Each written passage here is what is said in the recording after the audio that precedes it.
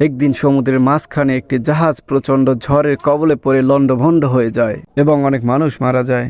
সেখান থেকে একজন যাত্রী কোনো রকমের সাঁতরে একটি নির্জন দ্বীপে গিয়ে পৌঁছায়। দ্বীপে পৌঁছে তিনি প্রথমে শুকরিয়া আদায় করেন সৃষ্টিকর্তার প্রতি তার জীবন বাঁচানোর জন্য। সে সব সময় দ্বীপের কিনারে বসে থাকত যদি কোনো জাহাজ তাকে বাঁচাতে আসেন সেই আশায়, কিন্তু প্রতিদিন তাকে নিরাশ হয়ে ফিরে যেতে হয়। এর মধ্যে সমুদ্রের তীরে সে তার জন্য একটি ছোট্ট ঘর তৈরি করে ফেলল। সে জীবন বাঁচানোর জন্য সমুদ্র থেকে মাছ ধরে খেত, বন থেকে ফল সংগ্রহ করে খেত। এর মধ্যে একদিন সে খাবারের খোঁজে বনের মধ্যে গেল। সেখান থেকে ফিরে এসে সে দেখতে পেল রান্নাঘর থেকে আগুন লেগে তার পুরো ঘর পুড়ে ছাই হয়ে গেছে, আর সেই ঘর পুরা কালো ধোঁয়া আকাশের দিকে উড়ে যাচ্ছে।